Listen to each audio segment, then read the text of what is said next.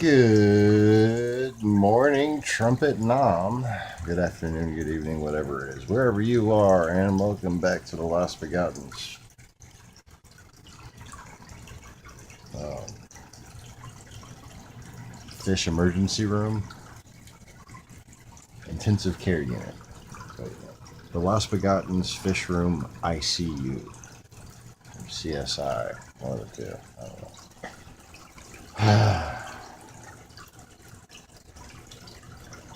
So, as you may have heard, we've had a bit of well, a nick problem on some incoming fish. No big deal. I can handle the next problem all day long. That's what quarantine's for.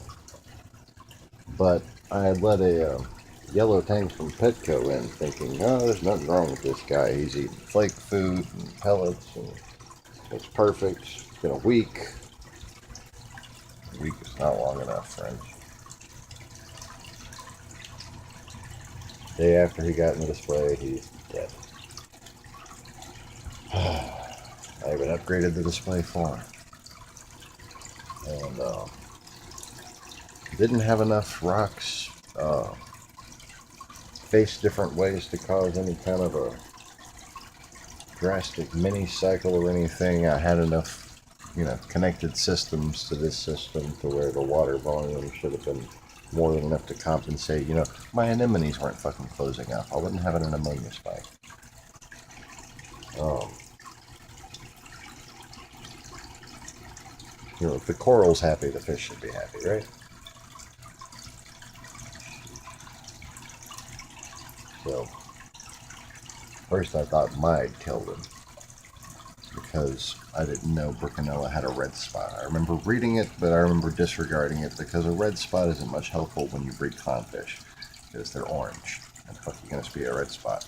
On a yellow tang, however, a red spot is rather visible. I thought it was physical irritation, but nope, Brookinella. Because within 24 hours of that fish dying, I had discovered Gaius was not looking hot. He was just covered in all kinds of fungus-looking shit. Um, his fins had gone to tattering, brittle, and within a few hours he died. So, yeah, quarantine for a month, man. Quarantine for a month. That's really what you ought to do. Bring everything you get down to hyposalinity, and then back up again.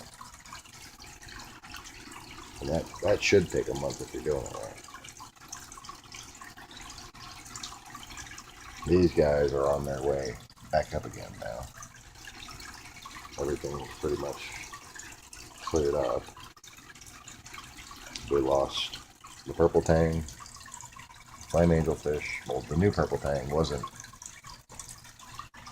this outbreak's fault. That was a supply issue, or the ones with the pinched stomachs, which we then discovered post-mortem. But the purple tang, the flame angelfish, and both the mandarins, along with Gaius, mine's me. And Maya lost most of her ventral fins and her tail fin, most of her tail fin, most of her ventral fin. She's still able to swim pretty well, all things considered. And I've adapted the current over and over again to try to get her a comfy spot in there.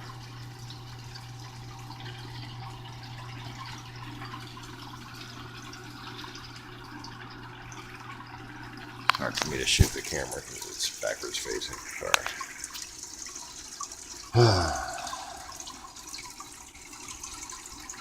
Anyways,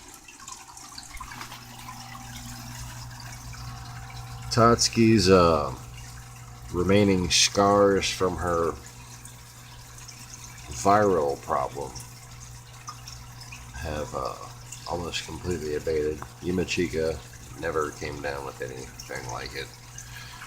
Chica is just the perfect little clownfish. He's so gorgeous. Prettiest little fucking clownfish I ever caught. I wish gaining Rangiku didn't get sick so quick.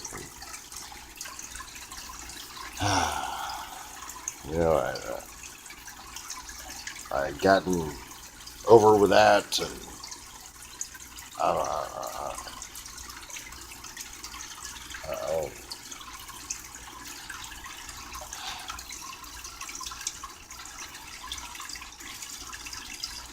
don't, I don't honestly know where that fucking outbreak came from, except for just like a residual thing that got built up in a low current zone. Watch out for them low current zones.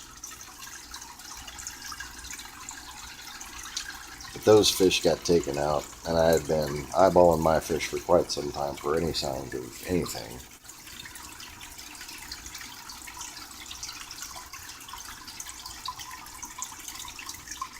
So I thought, and I still think, this sickness didn't come from that. That was straight up ick. Okay, that was white spot. Like a motherfucker all of a sudden. And I'm pretty sure it came in with one of those fish and I just didn't catch it.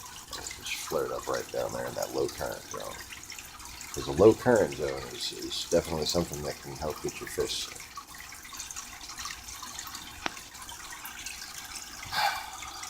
But most of those fish died, and the survivors have been clean for quite some time. And have either been delivered or moved into other rooms. And then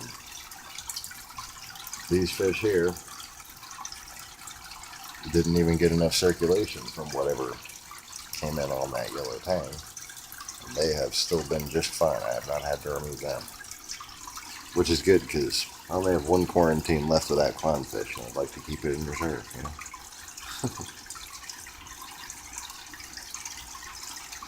So, future plans.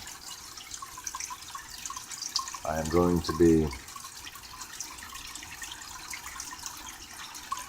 more than likely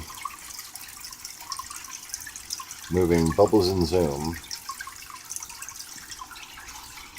down into this quarantine here.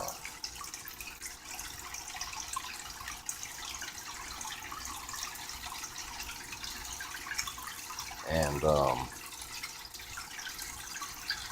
them two are just going to have to deal with it. Before I do that, I'm going to stop the copper treatment on here. Because the biofilter, when you're doing formalin, okay, this is very important for medicated fish. When you're doing formalin or copper, the oxygen gets depleted, as does the biological filtration. Okay, so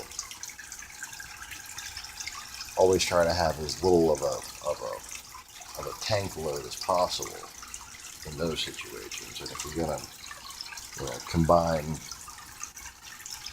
quarantines, always wait until after the heavy treatments so that you can have more biological filtration, so that there's less tax on the system when adding fish, obviously. So, when you dose copper, your water's probably going to get cloudy. As long as you don't have fish poo lying around, chances are you're still okay. But don't go adding ammonia remover because that'll also remove the copper. Or at least, in the common form. Stress guard, prime, that kind of thing. Stress code. Alright, so the idea is Bubbles is going to get,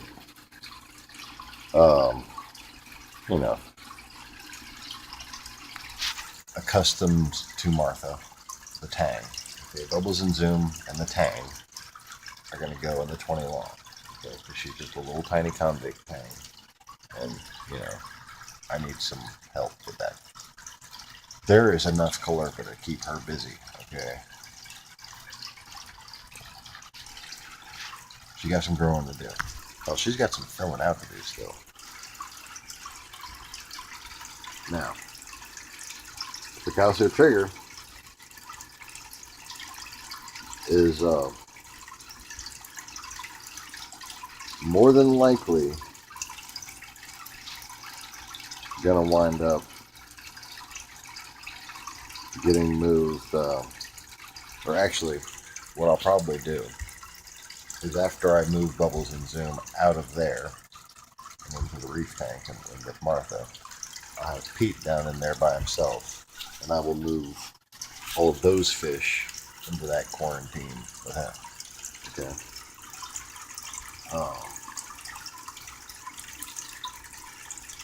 And that's just basically to get them all accustomed together. I might just simply at that point move all them together into the 55, because that's the ultimate goal.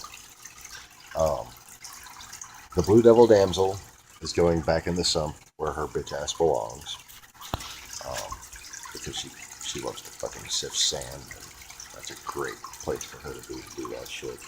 And also, she really does seem to just love it down there. You know, she comes up and begs for food and everything. But yeah, got 12 gallons of seagrass all to herself. Myrtle and Mai and the Picasso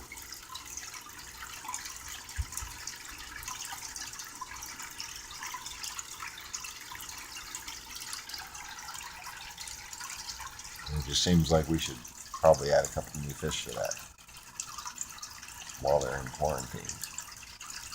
So that's kind of the idea also. To socialize them together and to get some new fish in here. But then I might just add the new fish to that tank down there with the copper in it after I get Bubbles and Zoom moved. Socializing with Pete, and then put them all in 55 at once. Because I already got some algae and some chlorpa down there.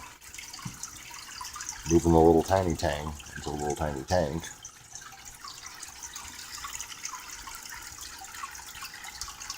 You really want a purple tang. And let's face it, we need a couple more fish in there to break up the aggression that might happen between Pete and Myrtle, because they're both trigger fish. Well, Myrtle's a foul fish, and she thinks she's seaweed, you know, so, and Pete likes the high part of the water and to swim around, so they might not have problems, but they might have problems. And the more fish you have in there, the less problems they'll have. So I want to get maybe one other fish that'll get fairly large, you know, for a 55.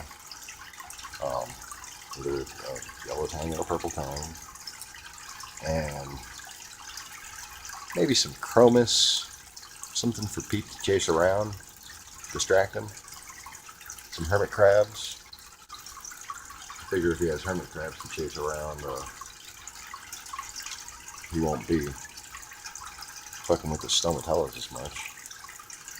Because I just know I'm going to be like panicking and starting to pull stomatellas out every time I see them on the glass. Come out, little baby. I'll save you from the evil triggerfish. We have literally hundreds and hundreds of stomatellas at this point. Which is cool. And speaking of cool, what's not cool is that this big fluval CP3 doesn't seem to have a bump stop. And if you plug it in the wrong way, it fucking flows backwards. Completely just doesn't work. That's not cool. But this little thing here, that is the efflux, what you call efflux wave pump. The 660 minus 6004. Well, what I think I'm going to do is, with your contributions permitted, the loss we got in Gmail to PayPal. Yeah. That didn't go there. I'm just going to toss that asunder. Okay. I think we're going to get one of each. And I'm going to do a comparison video. Comparing the wave capability of all three. The streaming capability of all three. And then basically just do a live stream where I fuck with them. Okay? We're going to have the little one, the medium, and the big one. The oscillating DC powered current loop pumps. See, I have 2 open slots, so we're going to get 2 more pumps. There. Just makes sense. And you know, the more I compare them, the more I start thinking you get what you pay for. Because they are more expensive. Like, painfully. A little painfully more expensive. Not nearly as fucking crazy as those Echo Techs. I'd love to get those Echo Techs one day. But like, in a store, in an SPS tank, you know? But this, I figure a 55 gallon is a worthy challenge for a decent current setup. 55 gallons are notorious for being hard to provide current to. So my objective is basically for these 3 pumps, these little DC powered pumps, to more than replace that one, because it is simply not doing enough anyways. And what I'm probably going to have is the big one here and the medium here running the wave pattern, and then I'm probably going to move this one down to like a constant stream flowing from there back behind the rocks. So I have kind of like a little angled cave right there. Figure flowing right from the heater right over to where Maya will be hanging out. So she'll have nice warm current most times, you know.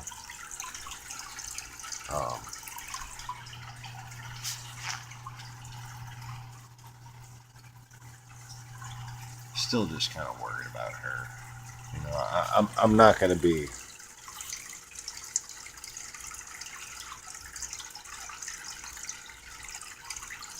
like, the stress is not going to subside until she's grown her fins back and she's in her pot in her tank where she belongs, you know.